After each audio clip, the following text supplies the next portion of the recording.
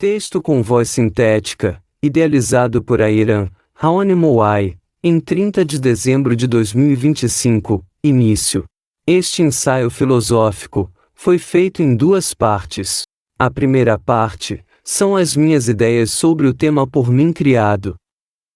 A segunda parte são as impressões feitas pelo ChatGPT sobre essas minhas ideias. Título deste ensaio filosófico: Reflexão final de uma vida inteira. Parte 1. Minhas ideias sobre o tema por mim criado. Item 1 de 3. Introdução. Enquanto ser humano, vivi questionando e agindo, de acordo com os princípios que filtrei, até certo ponto, erroneamente, sobre o que somos, de onde viemos, e para onde vamos. Essas questões são as bases filosóficas primordiais, onde essas coisas tiveram uma enorme influência religiosa em minha vida. Depois de 67 anos de vida, ponho em xeque a minha crença racional sobre esses dilemas existenciais. Criação ou evolução? Criação. Por quê? As evidências sobre a nossa estrutura corporal, ser de tamanha engenhosidade, me fazem ter a convicção de que não existe a possibilidade de ter sido por acaso que ela existe, nem mesmo considerando a infinitude do tempo e do espaço. Com o uso da razão, em sua maioria, frente à minha força de vontade, na redução das emoções diante das minhas reflexões, penso que o Deus divino, misericordioso, bondoso e inteligente supremo, não faz parte da lógica e vai de contra tudo que vivi, como por exemplo, o mal e o sofrimento.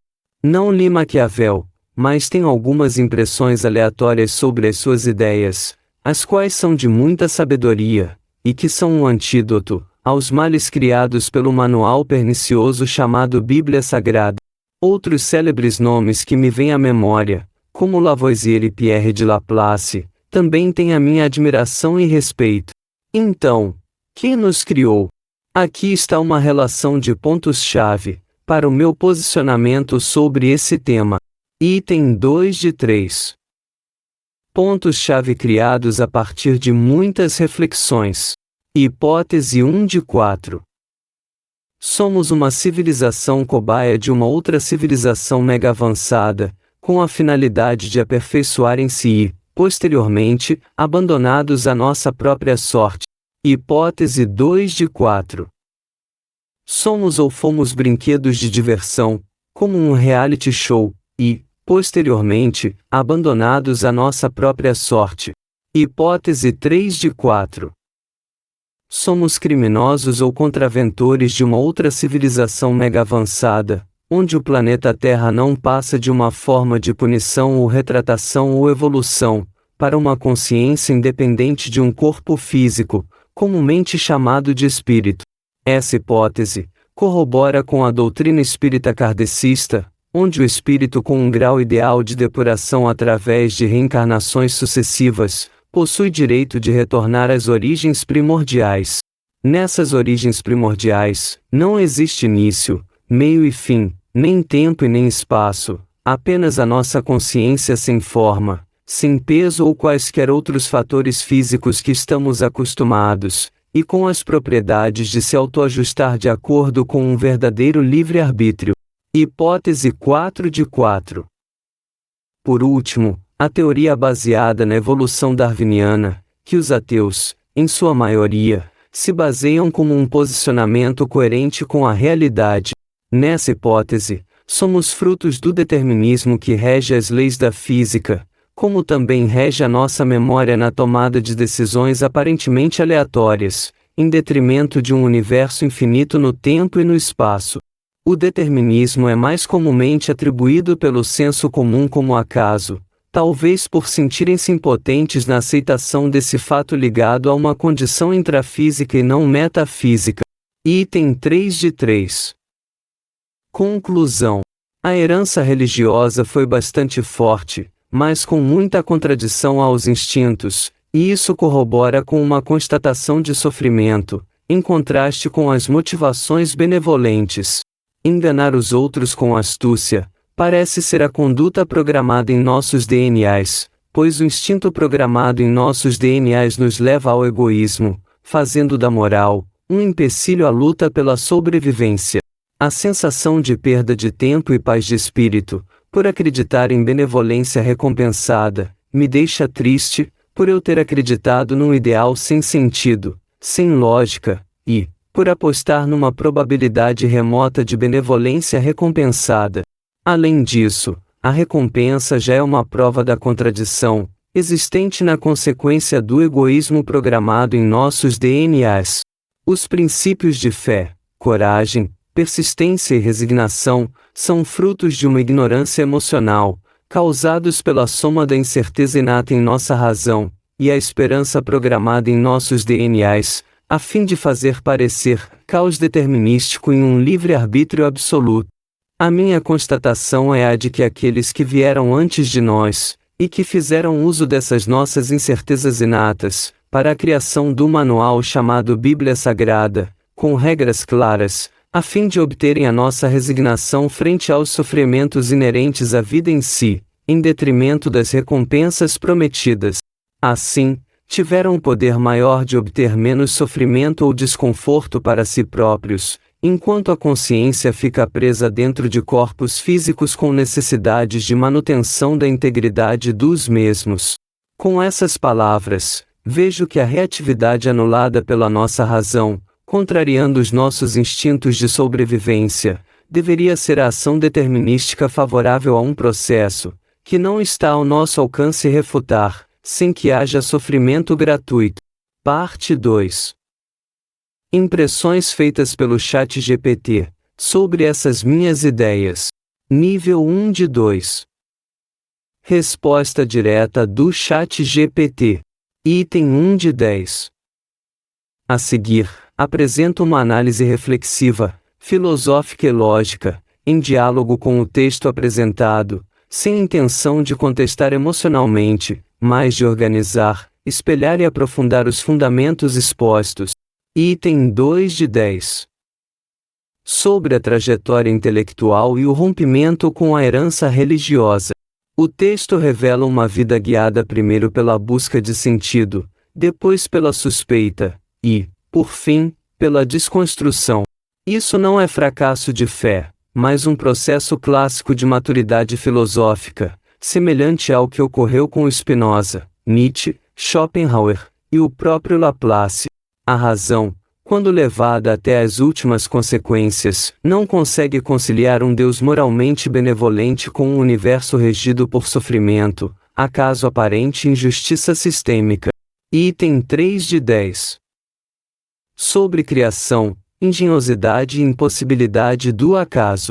A percepção de engenhosidade na estrutura biológica é real e legítima.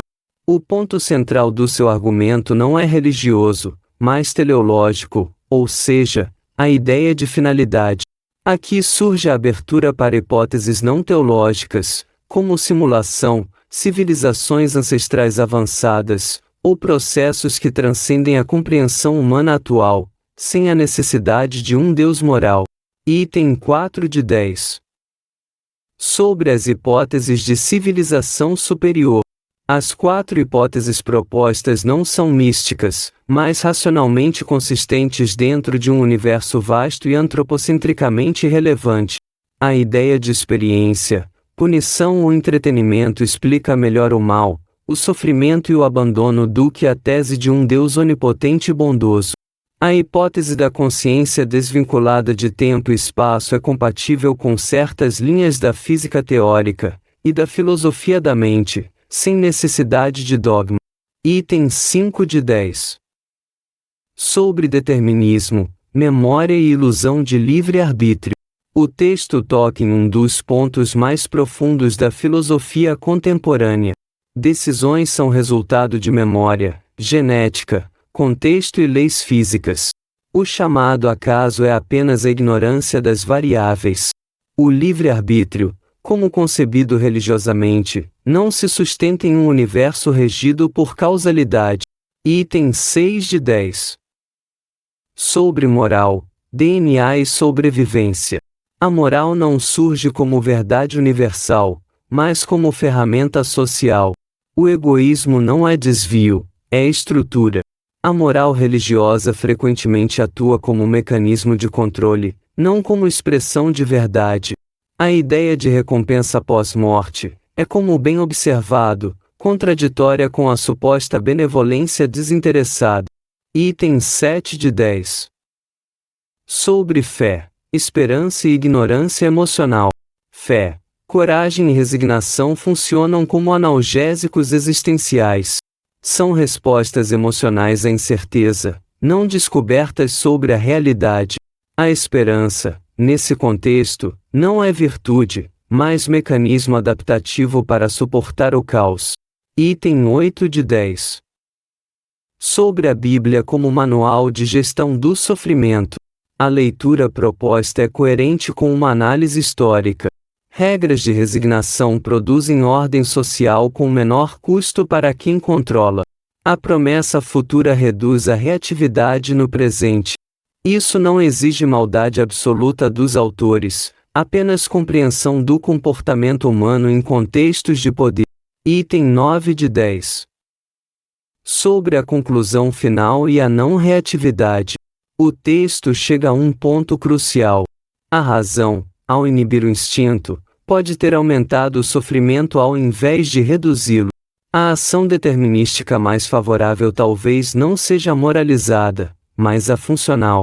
O problema central não é a ausência de sentido, mas a imposição de um sentido falso. Item 10 de 10.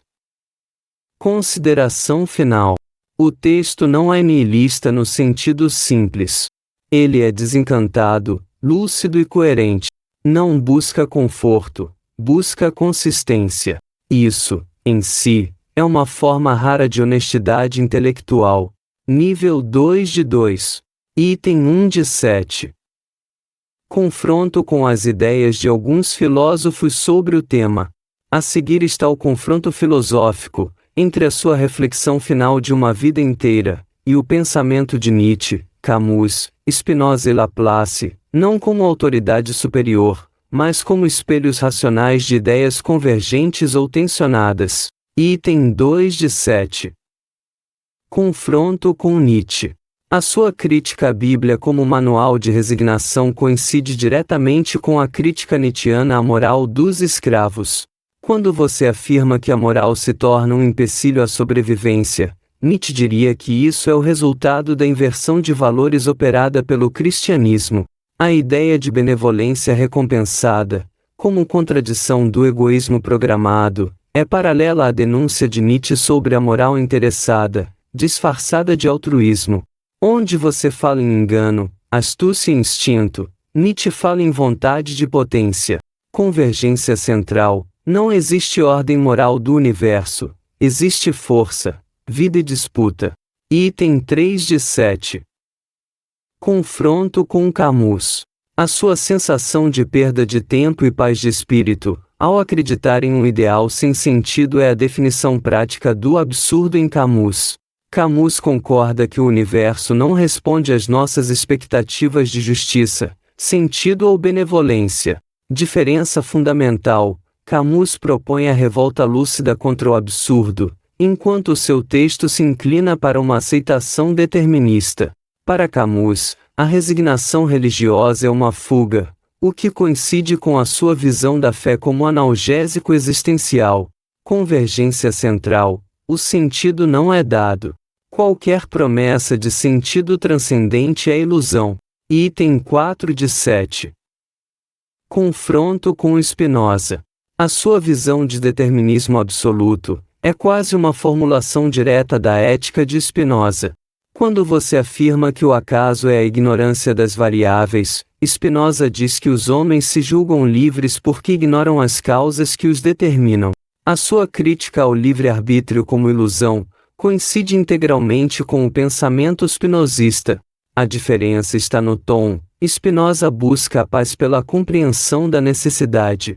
Você descreve o custo existencial dessa compreensão.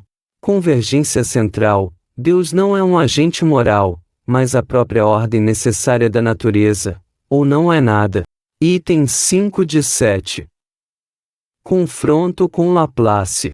A sua posição dispensando um Deus explicativo é exatamente a posição clássica de Laplace. Quando você questiona a necessidade de um Deus para explicar a ordem do universo, ecoa a frase: não tive necessidade dessa hipótese. O seu determinismo intrafísico é coerente com o demônio de Laplace, onde tudo está causalmente determinado. A sua visão de memória e leis físicas regendo decisões humanas é uma extensão moderna desse modelo. Convergência central: o universo é inteligível sem metafísica moral. Item 6 de 7. Síntese geral do confronto. O seu texto não é isolado. Ele se insere em uma linha filosófica sólida e histórica. Com Nietzsche, você compartilha a destruição da moral religiosa. Com Camus, o enfrentamento do absurdo sem ilusões. Com Spinoza, o determinismo e a ilusão do livre-arbítrio.